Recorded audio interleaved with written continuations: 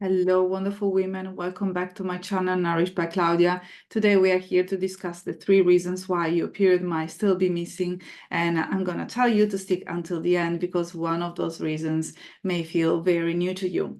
But before I go ahead and do so, I really invite you to subscribe to this channel for a couple of reasons. So the first one is that if you subscribe, you're going to be one of the first ones to watch my new release videos. And secondly, if you subscribe, you're going to allow me to keep doing my work and to keep posting and publishing free content and free resources that can help you in your recovery journey. If you are in a place where you're looking for some accountability and community, also make sure to join my free support group on Facebook, Recover from Hypothalamic Amenorrhea Support. And if instead you would like to work with me and you would like to work with 3 different professionals that are going to be on top of all the things that you do when it comes to food, training, mindset, and behaviors, please make sure that you click on the link below and you just join the Period Comeback Protocol. In order to do so, you may need to book a free call with me to get started, and only if you are the perfect fit, then you're going to be invited to join the Period Comeback Protocol. But now, without further ado, let's discuss the 3 reasons why your period may still be missing. One that is not often discussed is walking. Even though walking is absolutely healthy and we need to move to make sure that we keep up with our health and well-being, and even though walking seems so innocent, it can be another way of staying in control of your body composition. Chances are that you've already cut back on your exercise routine. Maybe you're not going to the gym anymore. Maybe you're not going to your CrossFit class, and chances are that you have increased your food intake, but also there may be a part of you that is still compensating your food intake with the amount of steps that you're taking every single day. So are you walking after each meal? Are you walking fasted in the morning? Are you walking simply because you're feeling too anxious in terms of your food choices, and you're feeling anxious because you haven't properly moved your body on any given day? So if you have answered yes to any of the above, there are a couple of things that I would recommend. The first one is to make sure that you're not tracking any movement, that you're not tracking your steps with an app, with MyFitnessPal, with the Apple Health, with your phone, with your watch, with whatever you go. Just make sure that you stay away from tracking. And secondly, I also recommend you to write down the amount of time that you spend walking each and every day, because you may think that you're going for an innocent walk in the morning, and the reality is that you're actually going for quite a fast-paced, hilly 60 minutes walk with a coffee in your hand before having breakfast. So as you can tell, this thing is very different comparing to going for a 20 minutes postprandial, so after a meal, walk with your dog just to get your digestive system going, and simply because your dog needs to do a wee and a poo. So please be very mindful about the amount of walking that you're doing, the timing of the walking, the reasoning behind the walking, and also make sure that you're not tracking your steps or your activity levels with any external tools, because ultimately they are gonna trigger your disorder behaviors and your obsessions around training and exercise. The second thing that I would like to mention is eating too many veggies.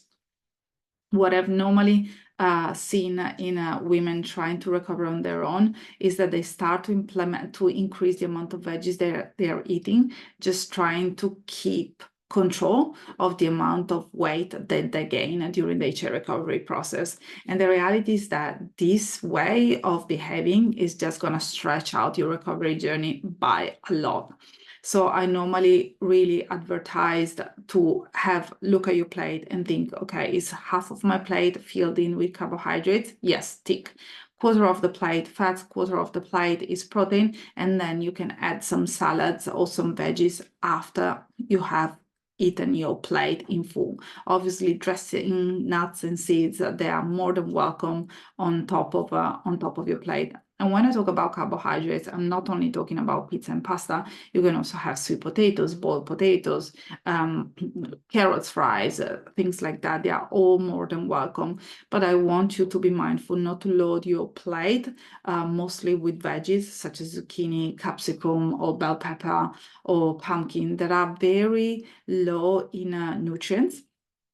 and then feeling too full to actually welcoming something else like the carbohydrates and the proteins and the fats that are absolutely fundamental when it comes to hormonal restoration. So if you are still eating too many veggies, I really would like to challenge yourself and think, and am I eating this much veggies because I'm trying to maintain some food rules? Am I eating these veggies simply because I'm trying not to gain too much weight in my recovery process? Am I eating these veggies simply because they're safe and all the other foods are still feeling very unsafe to me? And if you have answered yes to any of the questions that I've just asked, my advice is to really work at professionals like I am, or any other professional that is well versed in nutrition, hypothalamic amenorrhea, hormonal balance, and women's health, so that you can really move forward with clarity, and you know that you have proven steps that you can follow so that you can get your period back and you can support your fertility. Because there is nothing worse than throwing spaghetti at the walls and spend 1 month, 6 months and 12 months or even more than that trying to do it on your own, increasing your food intake, always feeling bloated, constipated, and feeling that you're gaining weight but not enough to get your period back, because that can be very triggering. That can lead to procrastination, can lead to feeling like a failure, and can obviously extend your recovery journey by ages. Ages is the best way to say it. Another things that I would like to mention that it's very, very important and mostly overlooked by everyone is actually not taking rest. And that's another way to trying to mitigate weight gain or mitigate how others are perceiving you. So in this society, rest is not very welcome. I keep reminding all my beautiful women, and I keep reminding myself and my daughter and my whole family to rest, because rest is as important as training. Rest is as important as movement. We are made to sit down, not all day, not for 12 hours a day, obviously, but we are made also to live in a beautiful balance of being active, but also resting at the same time. But because right now, resting is seen with a negative lens, some women, they really understand that resting means sitting in the couch while scrolling through social medias while comparing themselves with other women that have different bodies or that got the period back, or may mean going for a walk and talking to a friend, or it means like cleaning the house, making dinner, prepping the meals for the rest of the week, or doing some extra work. So my biggest advice right now is to really learn how to take rest, proper rest. And what do I mean by rest? Rest can look like drinking a cup of tea while looking outside of the window.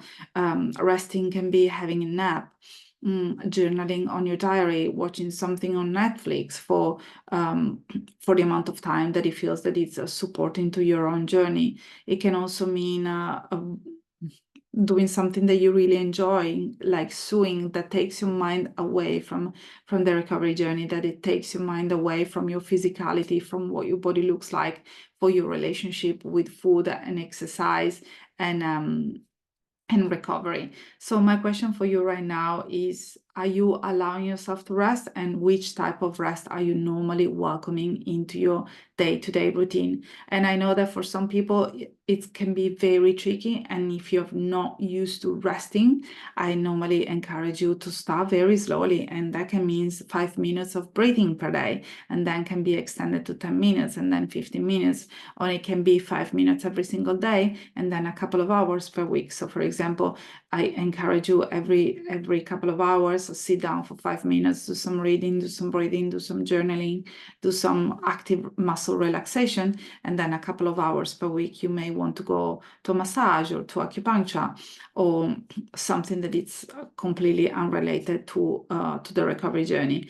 And also seeing your friends for lunch, it can be a way of resting, but sometimes it isn't, depending on your proclination. And some, for example, I need my downtime, I need my quiet time to be able to have energy for the rest of the week. So even though I enjoy tremendously going out with my girlfriends and having lunch, I know that I actually need some rest after having a long conversations with them.